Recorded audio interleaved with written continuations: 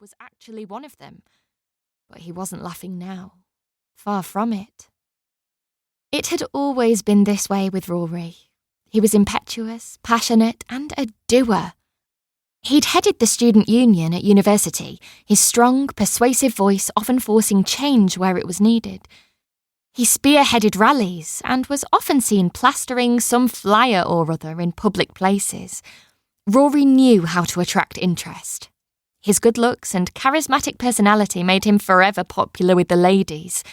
Not that he craved that kind of attention. He simply wanted his voice to be heard. He wanted to make a difference. He laughed to himself. He was most definitely making a difference today. Who would have expected a well-groomed, well-spoken young barrister to speak up and defend what some would call a bunch of hooligans? And for free, as Rory wasn't charging the protesters. He was acting for them because he believed in what they stood for. To him, they were defenders of the earth. They did have a point, and a very good one at that. So it wasn't costing them a penny. But would this cost him? Would his wise, older counterparts be proved right? Had he, in fact, pushed the boundaries with too much vigour? "Typical Rory," said Adira, turning the laptop on the breakfast bar to show her fiancé. Jasper bent his head to see for himself. He took in the scene at Goldgate Square and chuckled. He was always one to support the underdog. She shook her head. "I hope this isn't his undoing, though," she added quietly. Adira had worked in Goldgate Chambers as a barrister alongside Rory. They'd hit it off immediately, both being the most down-to-earth of them all, and Rory had proved to be the biggest friend amongst a nest of vipers when she had had the guts to finally follow her dream and ditch the rat race. After several years of running the fast-paced legal treadmill, Adira had opted out and taken off in a camper van, making her, if not the most enviable, then the most puzzling of colleagues.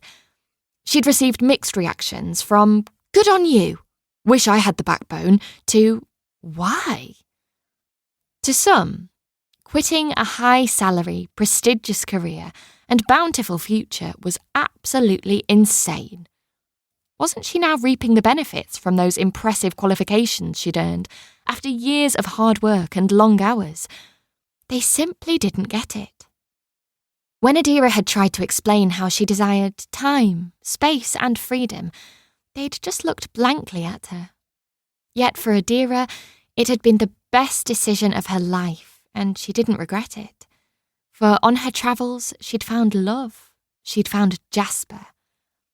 Glancing at him, she thanked her lucky stars, or rather, her gran, for persuading her to buy the camper van. Jasper was the polar opposite to her, but that's why they worked. He was her rock, her anchor, together with his uncle in whose house, the Laurels, they all lived. The large Georgian country house sat on an estate in a beautiful, quintessential village, nestled in the forest of Bowland in Lancashire.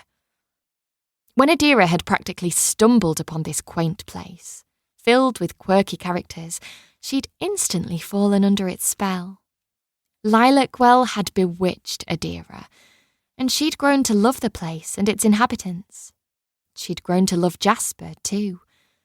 In turn, Jasper had been smitten by the pretty young woman with long blonde hair and beguiling smile who had parked her camper van on his uncle's land.